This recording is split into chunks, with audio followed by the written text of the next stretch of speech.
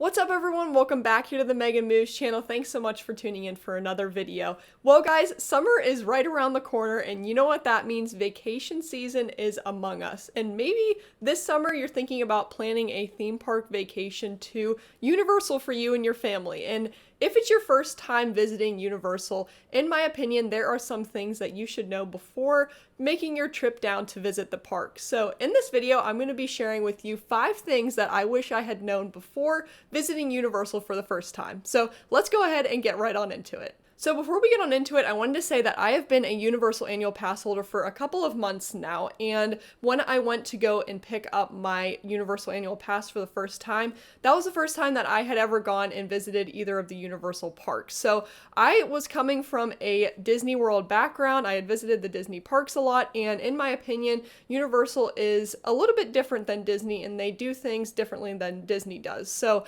if I would have been going for a Universal vacation, there definitely were things that I wish I would have known going into it. So that's why I wanted to share some of these tips and tricks with you guys that I have been able to point out in a couple of my visits to the park. So we'll go ahead and actually get on into it. Alright, so tip number 1 that I wanted to make you guys aware of is that Universal in some rides makes you put all of your belongings in a locker before you get on the ride. So this was something that really stuck out to me whenever going for the first time because Disney doesn't have anything like this. You're able to keep all of your belongings with you whenever you're on the Disney rides, but Universal is different. In some of the rides, they make you put all of your belongings in a locker before you actually go to get into the line to get on the ride. And with this locker system, they have 2 types of lockers. They have a standard locker that you can unlock with your park ticket. So you'll go and you'll scan your ticket, or a team member will give you a ticket that you can scan to open up the locker, and you can put your belongings in there, ride the ride, and then come back and get your belongings. They also have a much larger locker that you have to pay. It's either $2 a time or $2 for the whole day. I haven't looked into it because I've never had to use it, but there is a much larger locker that you can use, but you do have to pay for it in order to use it. So with these lockers, all of the rides are different depending on what the ride is. Some of the rides allow you to put your belongings, like a bag, inside the locker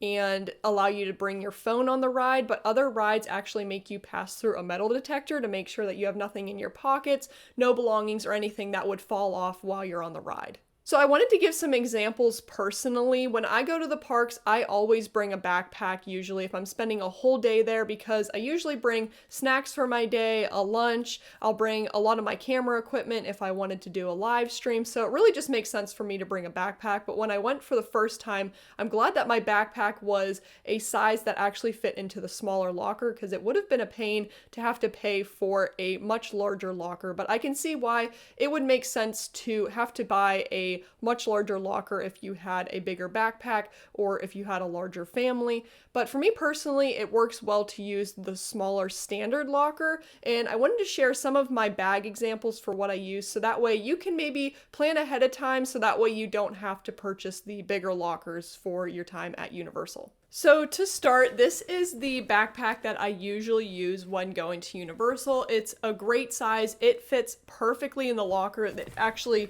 is probably the size of the locker. It's able to be fully extended and actually stuffed, and it still fits into the locker. It's about this tall, and it's just a standard size backpack. So if you had a much larger backpack, you definitely would have a hard time fitting it into the standard locker. I try to make sure that the bag isn't too full, so that way I can still stuff it in and adjust things if needed. But it's definitely a lot deeper than it is tall for the more standard lockers. So this is the bag that I usually use when going, and it fits perfectly in the lockers. But another example of a bag that I've used before is this Oakley bag. It is one that is actually foldable, so it folds into a little bag. But it's definitely a lot taller of a backpack than the one that I usually use, but it's nice because it's collapsible, so if you eat snacks throughout your day, it can get smaller and you can shove it into the smaller lockers easier, or it's just a lot more flexible than a stiffer backpack, so it's easier to shove into the standard locker if need be. So if you have a bigger bag, you'll definitely have to put it in a standard locker. It seems like anything that you have on the back, they make you want to put it in a locker. But one thing that is nice is that Universal does allow you to wear a fanny pack on the rides. They don't make you put a fanny pack in the locker. So that's one nice way that you can still have all of your belongings with you, but not have to worry about using the locker system, because you'll find after doing the locker for so many times throughout the day, it is kind of an annoying step to have to do. But one plus is that if you have a heavier backpack, like I usually do with all of my live streaming equipment, it is nice to be able to put it in the locker and not have to deal with it while you're standing in the lines and getting on the ride. So there's definitely some pros and cons to the locker system, but these are things that you should know before going, so that way you can size your bag around the lockers. All right, so my second universal tip is to wear pants with pockets or pants with deep pockets. So this kind of ties into the first universal tip about how Universal makes you put a lot of your belongings in a locker. So when I go to get on the rides, if I'm able to take my phone, I usually do, because I like to take videos and pictures of the line and everything.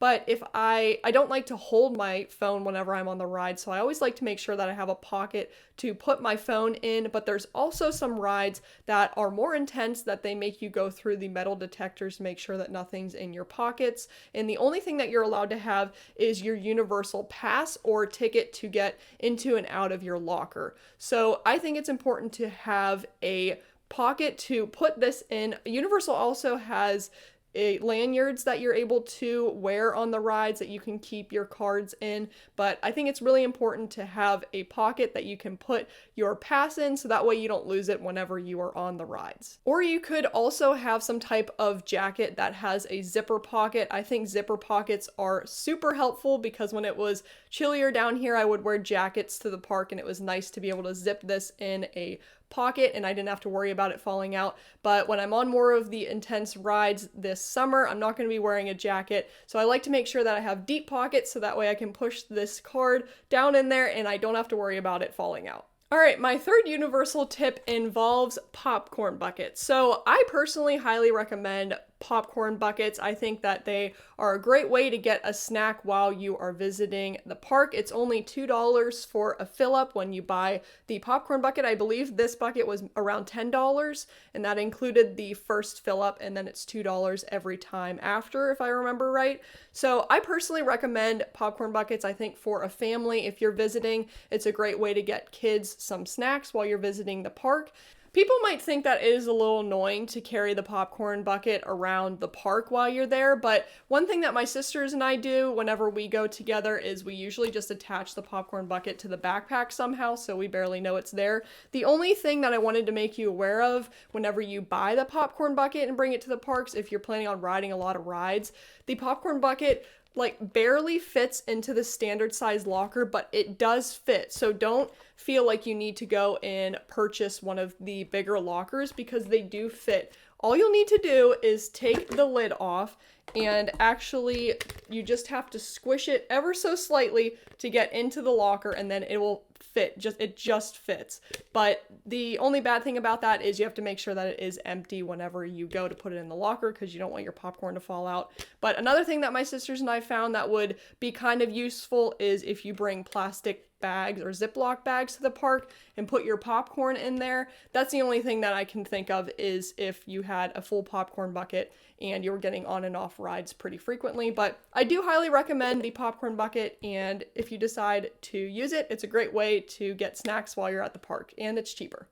All right, so tip number 4 is definitely geared toward park visitors and not so much annual pass holders. But if you're making a trip to Universal, I highly recommend getting a park to park or a park hopper ticket. So I recommend this because if you've been to Disney World, you know that Disney parks are spread throughout Disney property, and you have to take a lot of Disney transportation to get to and from parks if you decide to park hop. But Universal is really nice because Islands of Adventure and Universal Studios are right by each other. They are connected by City Walk, and it's about a 10-minute walk to and from the entrance of each of the parks. So it's super easy to park hop when you're at Universal. And the reason why I recommend that is because it's so easy to hop to and from parks, and if you see that there's a ride at one of the other parks that you want to ride and it has a lower wait time, it's easy to just run right over there and hop to and from parks to get both of the experiences throughout the day and really maximize your time while you're there. Another reason why you'll want to get a park hopping pass is for all of you Harry Potter fans that are visiting.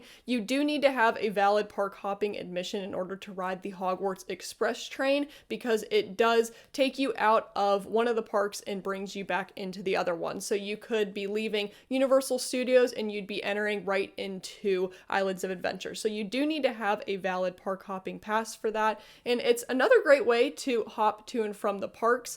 The lines do get a little bit long for that. It's definitely quicker to walk to and from the parks, but if you're a Harry Potter fan, it's not an experience you're going to want to miss. You definitely are going to want to check out the Hogwarts Express train. And the fifth and final tip that I have for you guys is to download the Universal app to your phone before your trip. I highly recommend getting your account set up and becoming familiar with the app before your trip, because it's really going to help you in the long run whenever you are actually on your visit. The app is useful for so many reasons. For one, right now, a lot of the restaurants and quick services are making you do mobile orders, so you will actually have to have the app downloaded and you'll actually have to use the app in order to make food purchases. So it's really great to have your information in there already, so that way when you go and try to get food, you don't have to worry about getting your account set up, getting credit cards put in. It's just another way that's going to save you a lot of time if you have all of your information already on the app and already know how to navigate the app.